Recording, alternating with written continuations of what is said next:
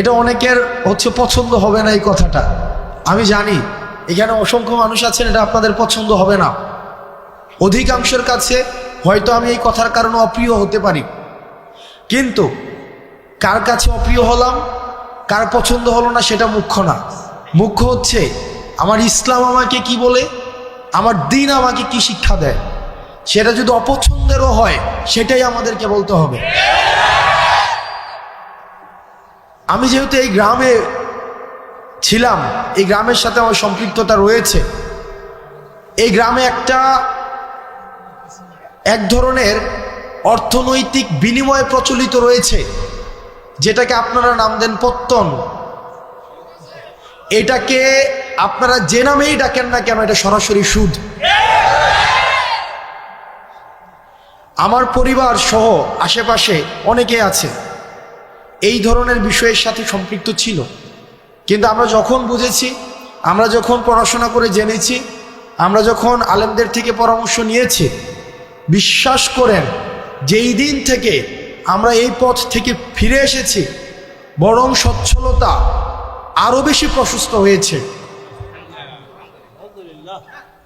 কসম করে বলছি, আপনারা জানেন আমার বাবার অর্থনৈতিক অবস্থা, আমার দাদাদের অর্থনৈতিক অবস্থা। যেই দিন থেকে এই জায়গা থেকে আমরা ফিরে এসেছি, আমাদের অর্থনৈতিক যে সচ্ছলতা, আমাদের নিয়ামত সৃষ্টিকর্তা আমাদেরকে যেভাবে দিচ্ছেন, আমরা প্রতিনিয়ত আল্লাহর কাছে অকৃত্রিম কৃতজ্ঞতা প্রকাশ করি। আপনাদের কাছে অনুরোধ থাকবে, এই যে আমরা দেখি টাকা থেকে টাকা বৃদ্ধি পায়, এটা অসংখ্য পরিবারকে নিঃস্ব করে দেয়। আমি নিজে দেখেছি, আমার বাড়ির মধ্যে এইসব বিষয় মেল হয়েছে, ছোটবেলায় আমি দেখেছি, বা আমি দেবিদ্বার থেকে আসতাম যখন দেখতাম। অনেকে আমাকে অপছন্দ করতে পারেন, আপনি আমাকে অপছন্দ করেন, সেটা আমার দেখার বিষয় না, কিন্তু এটাই সত্য। এখানে সবাইও যদি অপছন্দ করেন, এটাই সত্য। এবং সুদের বিরুদ্ধে আমাদের একটা সামাজিকভাবে এটাকে প্রতিরোধ করতে হবে। আমরা আল্লাহর আইন চাই, সুদ মুক্ত সমাজ চাই। আল্লাহর আইন চাই, সুদ মুক্ত সমাজ চাই। আল্লাহর আইন চাই। আপনাদের কাছে অনুরোধ থাকবে, আপনারা সুদকে বন্ধ করে দেন। আমরা চেষ্টা করব, আপনারা যদি আমাদেরকে সহায়তা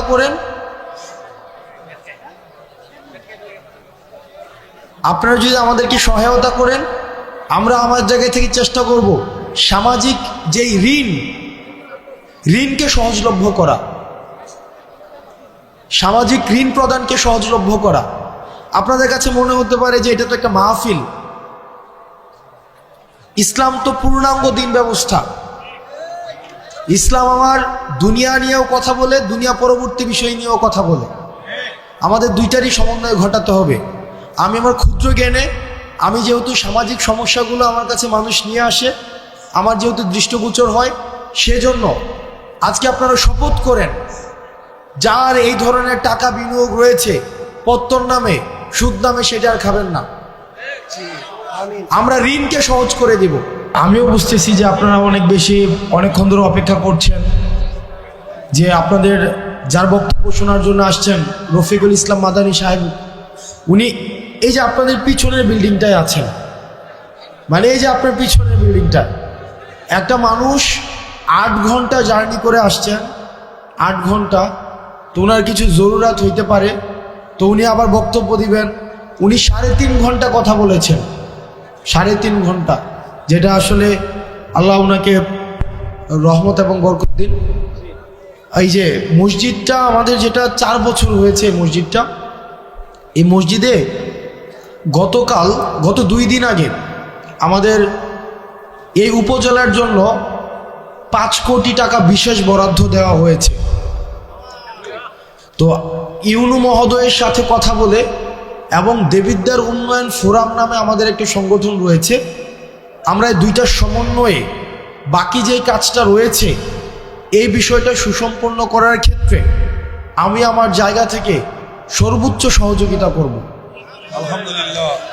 বাকি যেই কাজটা রয়েছে, আমরা প্রত্যাশা করি খুব দ্রুততম সময়ের মধ্যে ইনশাআল্লাহ আমরা এই কাজটাকে শেষ করতে পারব। আর আপনারা এখানে যারা আছেন অধিকাংশ মানুষ হচ্ছেন আমাদের আশেপাশের গ্রামের, কেউ হচ্ছেন আমার বাবার বয়সের, কেউ আমার বাবার সাথে চলাফেরা করেছেন, আমাদের চাচাদের সাথে চলাফেরা করেছেন, কেউ আমার দাদার বয়সের, আসছি আজকে অনেকে আমার দাদার কথা বলছিলেন। এই গ্রামের সবাই আত্মীয়, কোনো না কোনোভাবে সবাই আত্মীয়। রফিকুল ইসলাম মাদানী সাহেব উনি আসছেন।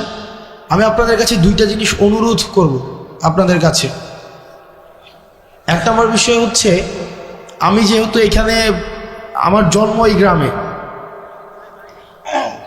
আমি এই গ্রামে মাঝে মাঝে, যদিও আমি দেবিদ্বারে বড় হয়েছি, ক্লাস 2তে আমি বাসায় দেবিদ্বারে চলে যাই, কিন্তু দুঃখজনক বিষয় একটা এই গ্রাম সম্পর্কে বা আশেপাশের গ্রাম সম্পর্কে, সেটা হচ্ছে যে আমরা পড়াশোনার ক্ষেত্রে আমরা এই গ্রামের মানুষ বা আশেপাশের কয়েকটা মানুষ অনেক বেশি পিছিয়ে আছি, অনেক বেশি। সেটা হতে পারে কয়েকটা কারণে। এক নম্বর কারণ হচ্ছে যে এই এলাকা থেকে বিদেশে যাওয়ার সহজলভ্যতাটা অনেক বেশি। এটা ইতিবাচক যে মানুষ কর্মসংস্থানের জন্য মধ্যপ্রাচ্যে যাচ্ছে, আমার বাবা গিয়েছেন, এবং এখানে যারা আছেন আমাদের এই যে আমরা অর্থনৈতিকভাবে তুলনামূলকভাবে অন্যান্য এলাকা থেকে আমরা স্বাবলম্বী, এটা ঠিক, কিন্তু শিক্ষার ক্ষেত্রে আমরা অনেক বেশি পিছিয়ে আছি। আমি কিছুদিন আগে শুনেছি যে আমার যে স্কুলটা রয়েছে হাই স্কুল, সেখানে পাশের হার এটা অপ্রত্যাশিতভাবে কম। সারা বাংলাদেশে যেখানে এখন শিক্ষাক্ষেত্রে মান অনেক উঁচু, সেখানে পাশের হার অনেক বেশি কম। আমাদের গোপালনগরে আরেকটা মাদ্রাসা আছে, সেখানেও অপ্রত্যাশিতভাবে পড়াশোনার মান খুব বেশি উন্নত নয়। তো আমাদেরকে দিনী শিক্ষা এবং প্রচলিত যে শিক্ষা ব্যবস্থা রয়েছে, এই দুইটার মধ্য দিয়ে আমাদের নিজেদেরকে নাগরিক হিসাবে তুলে ধরতে হবে।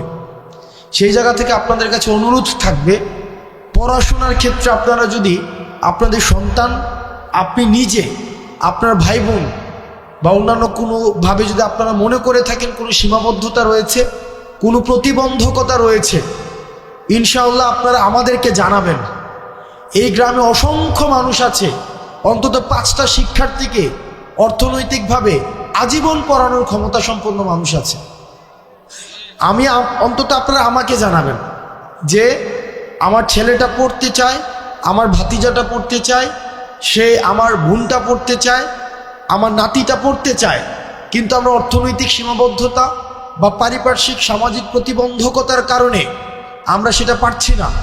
আপনারা আমাদেরকে জানাবেন, আমরা সেটার যথাযথভাবে, আমরা সমন্বিতভাবে, যারা আছেন এখানে, আমাদের সোহাগ কাকা আছেন, এখানে অসংখ্য মানুষ আছেন, এই নাম মেনশন করলে আমার অনেক, এটা লিস্ট হয়ে যাবে, আমি নাম মেনশন করতে চাচ্ছি না।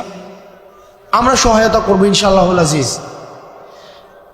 কখনোই যেন মানে আপনাদের আর্থিক কারণে পড়াশোনা যেন না থেমে যায়।